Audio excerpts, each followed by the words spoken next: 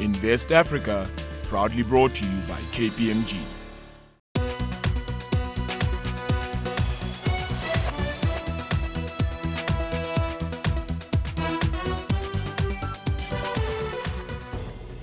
As we begin to see an increased global focus on the preservation of the environment, today on Invest Africa, we examine state and private sector-led initiatives aimed at greening the continent. Hello and welcome to Invest Africa. I'm Nozi Pombaju. Now, before we begin the discussion, Turning Africa Green is currently being highlighted by the World Eco-Mobility Festival. The CBD of Sandton, where we are, often referred to as Africa's richest square mile, is perhaps right now one of the most congested precincts in Johannesburg. The festival, taking place for the month of October, means workers, residents, visitors can all enjoy a safe, healthy, low-emission and resource-efficient lifestyle. Johannesburg Mayor Park Stow chatted to CNBC Africa about the initiatives that are set to turn the city green. We are investing in the bus rapid transit system infrastructure in Sandton, but we're also saying to the people that use Sandton that it's about doing both. It's about ensuring that we provide the infrastructure, we provide the buses, we create the alternatives that enable people to look at alternatives that are better than sitting in your car for long hours during the peak hour traffic. So we have to create those alternatives, but we have to incentivize people into those alternatives. So as we're building the infrastructure, this is introducing people into what the future is in Sandton. And in incentivizing people to use public transport, whether it's the Gau train, which is not necessarily much cheaper than driving to work on a day-to-day basis, how are you going to incentivize people? Are you going to see a congestion charge perhaps coming through like we see in London? Or what mechanisms do you believe are in place to actually incentivize people to use public transport instead of their own means of transport? Well, for now, we've looked at the supply side. It's about providing buses and alternative infrastructure, including lanes for cycling and walking so that people can have greater access. We're building a bridge over the M1, two bridges, in fact, over the M1 currently under construction, one for a dedicated bus rapid transit system that would go into Sandton and another for walking and cycling. So these are bridges that would ensure that you're able to move from the east to the west of these parts of the city with greater ease, but also integrate Sandton into the overall public transport system of Johannesburg. You've recently returned from New York for the United Nations General Assembly, where we've been talking about the Sustainable Development Goals, the evolution of the Millennium Development Goals, where the green economy and climate change has played an important role there. I want to talk about the green economy and the opportunities that exist within Johannesburg and Gauteng.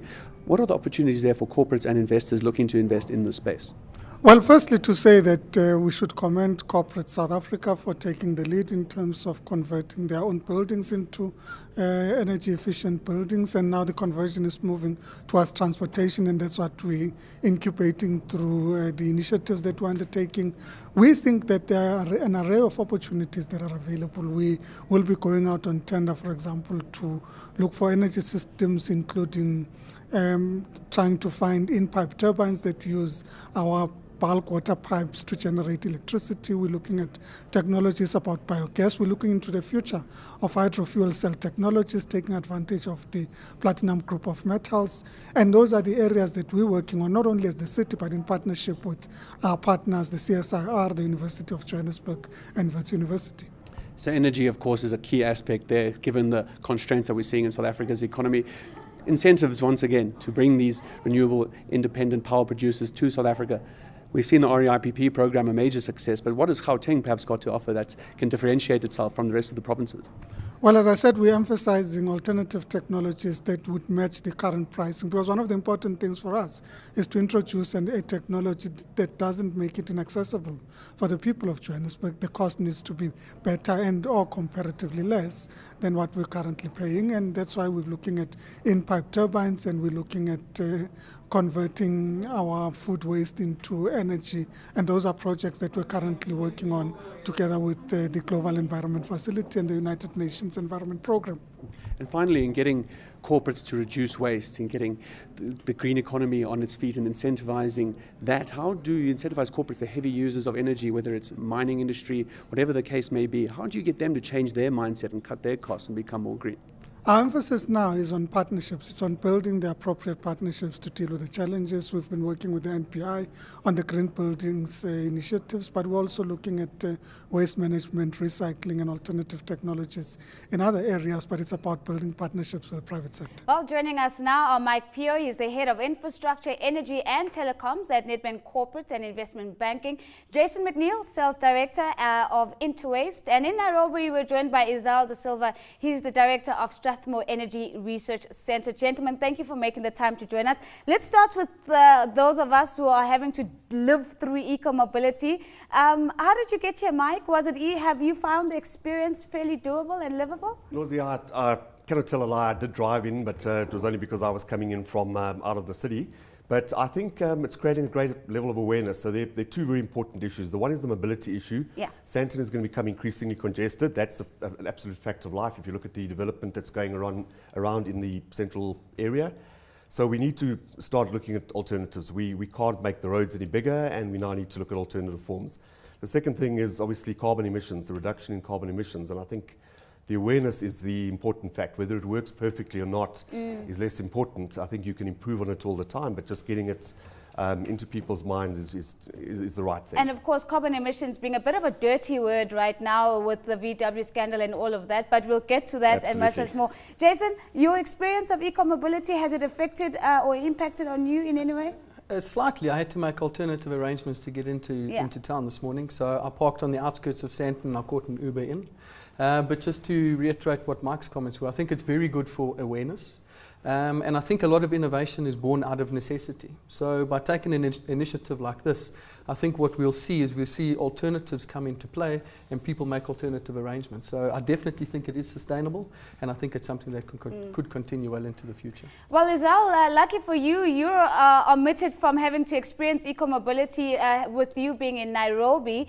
But just give us a sense of what Strathmore does and what is it that this organization is trying to achieve when it comes to raising awareness around green issues in Kenya.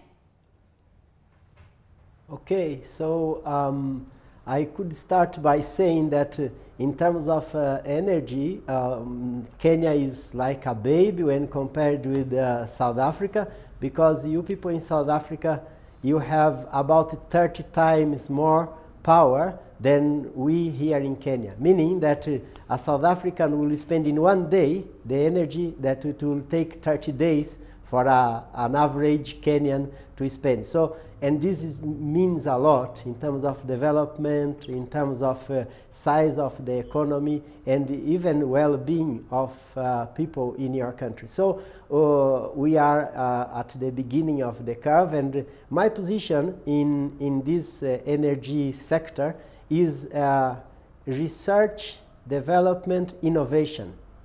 You know, in order for us to get the energy sector functioning, you have to have three kind of pieces of the jigsaw. One is government. If the government is aware of the importance of energy, if it creates good policy, things move. But if you don't have the private sector also making money, being able to invest and recover their investment and some profit, that doesn't help much. So government alone can do much. But even government and private sector, they don't do much if you don't have the side of the academia, research, development, and capacity building. And so this is my beat. That's what I actually do for a living. I am a Brazilian by birth, but I have been in East Africa for 18 years, first in Uganda and now 5 years in Kenya. And I have been struggling to help Kenyans and Ugandans to be more aware and more knowledgeable about energy, and specifically renewable energy. Izal, thank you for that. Quite a comprehensive insight into the East African space. Mike, let's start off with you. And I want to take a couple of steps back. And I think Izal has raised a couple of important points around energy and about the investment required for energy. But let's go back to the basics and whether greening the economy actually makes economic sense. Where is that relationship and where does that linkage lie? Okay, Nozi, so I think to Izal's point, renewable energy, which is the greening part of energy, energy efficiency, for example, all of those concepts make economic sense. You can derive good economic returns from them. So if we exclude any of the conversations around carbon emissions and greening the economy, renewable energy can play a big part of the energy mix. It's not the sole panacea. It's not generally, it doesn't provide you with uninterruptible energy at all times of the day. I mean, the sun doesn't shine at night, but it's part of the mix. And I think there's increasingly an awareness that it needs to be part of the mix. The costs of procuring renewable energy have come down very dramatically over the last few years.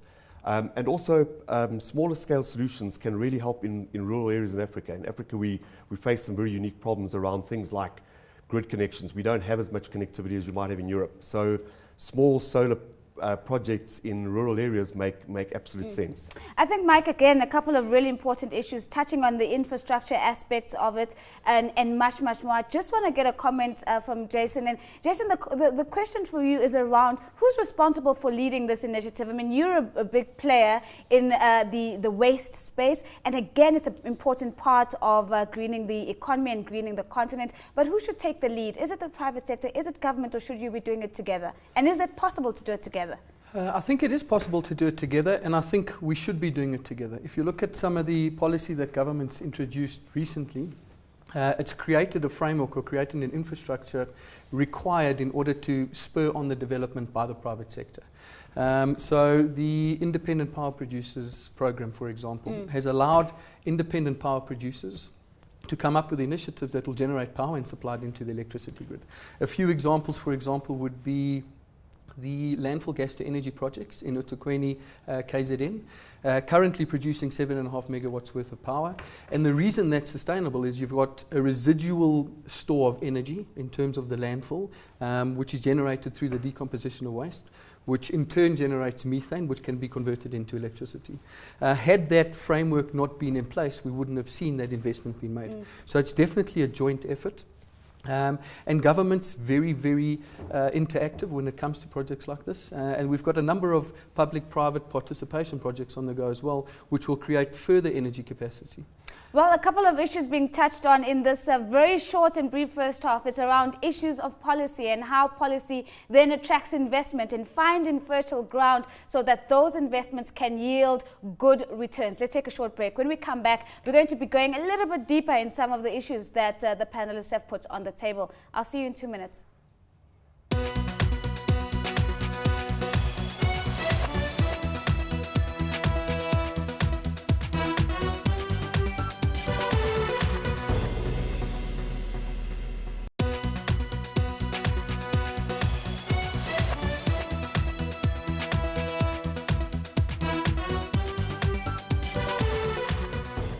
Welcome back. You're still watching Invest Africa, and still with me in the Johannesburg studio is Mike Pio. He's the head of infrastructure, energy and telecoms at Nedbank Corporate and Investment Banking, as well as Jason McNeil, sales director of Interwaste. And joining us from Nairobi is Izal Silva. He's the director of Strathmore Energy Research Center.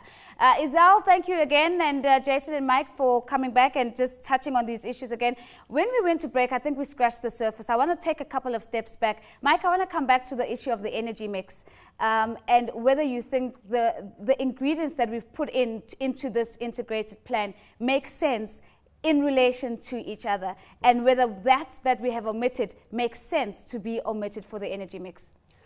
So I think in South Africa it makes absolute sense. The scale in which we've been procuring, we're at the moment we're procuring around 6 gigs of renewable energy with the intention to double that up over the next 4 or 5 years. That's approximately 10% of our total energy mix.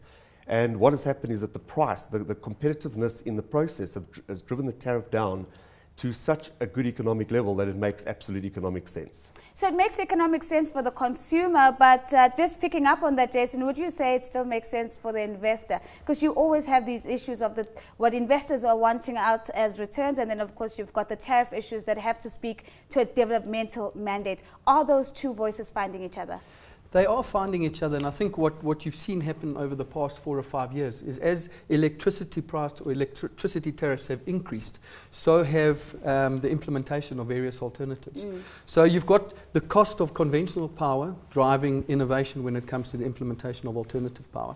And I know we're going to touch on carbon credits shortly, but those play a vital role in determining whether a project is financially sustainable or not. What you might find is that a project might be on the tipping point, looking for an additional financial incentive to push it over the edge so that that project is implemented. And carbon credits very often play that role. Izal, let's come to you, Nairobi, for you just to give us a sense of the policy priority that's been given to investing in renewable energy sources from the perspective of the government of Kenya as well as the government of Uganda. Is renewable energy something that is important on the policy agenda? Yes, definitely. Actually, we are living some kind of historical moment because we have an energy bill which is being enacted right now. It's in Parliament, is meant to come out before the end of this month. And there are very many interesting things in that policy which makes, say, the East Africa region a very attractive destination for investment in renewable energy. For instance, one of the issues mentioned in that energy bill is that 60% of the water that you heat either for commercial or industrial and even residential purpose in Kenya has to be heated by the sun. You cannot heat water, say for the hotel industry, using, say, heavy fuel oil or gas. You have to use the sun. And it makes a lot of sense, and it is now like you have to do that, otherwise you are in the wrong side of the law. Right. Another thing which is very interesting also is the so-called net metering. What is net metering? Is that if you decide to set up some solar panels on top of your roof and you connect it to the grid and you sell that, you send that power during the day when there is a lot of sun to the grid, at night, when you need that power back, you can bring it. You are using the national grid as it were your own battery. So this is a beautiful thing. It sorts out the problem of storage.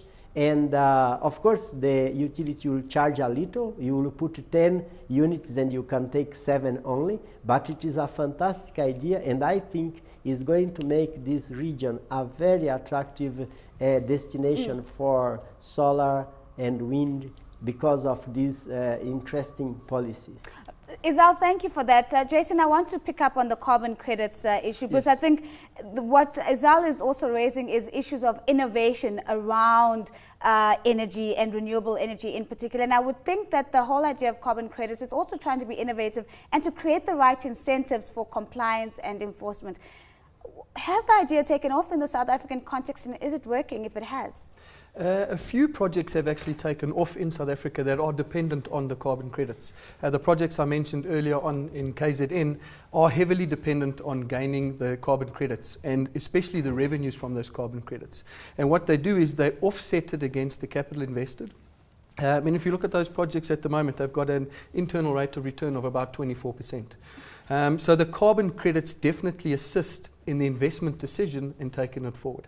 Again, what will happen now and what we believe will happen going into the future is green energy may attract a premium tariff. And as carbon credit values decrease, and on the agenda is they might even come off altogether.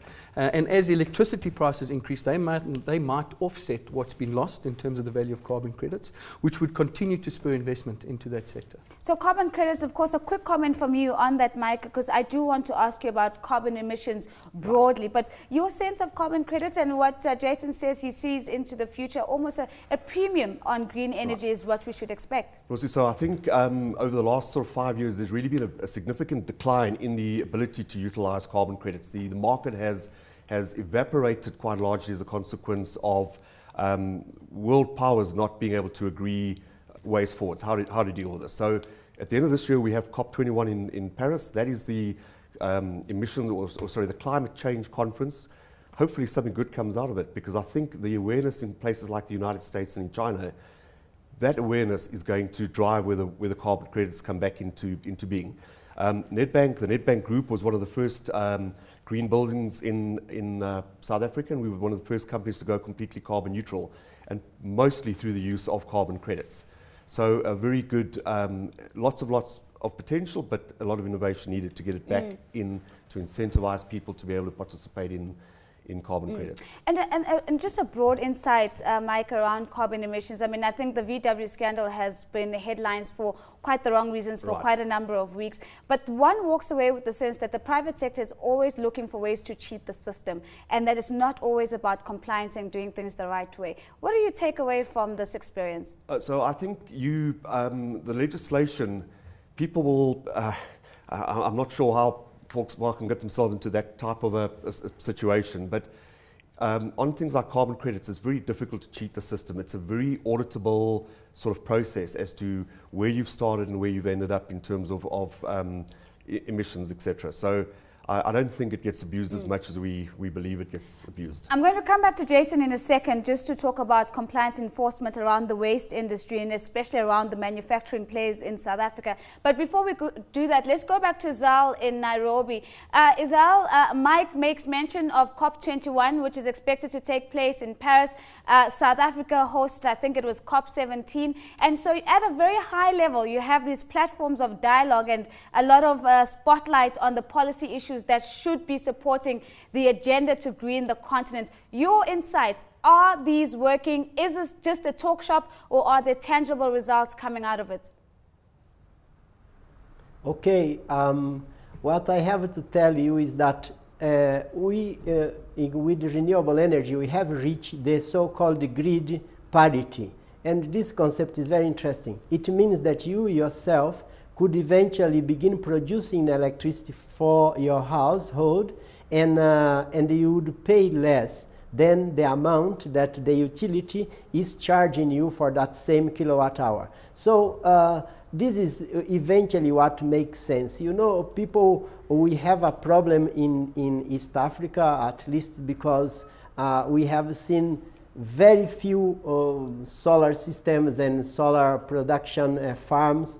And the problem is not that we don't have sun. We have actually the sun every day of the year.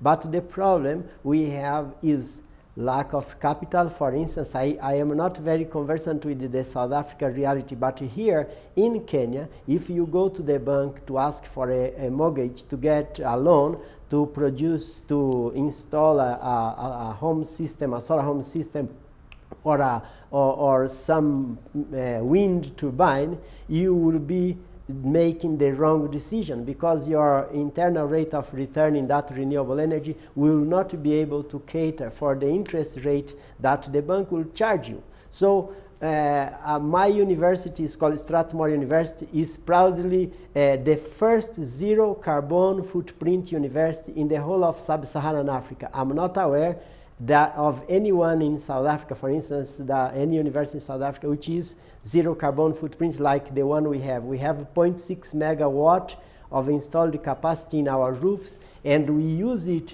for training engineers and technicians in here, in our center, and also, most important than that, we use it to create awareness amongst our students. I have lawyers, I have IT people, I have actuarials, I have people who do finance, I have people doing, say, tourism and hospitality. All these kids, I want them to be exposed to renewable energy, such that in 4 years when they graduate, they will all be green lawyers, green IT, green actuarial, and so forth. So why did I do that?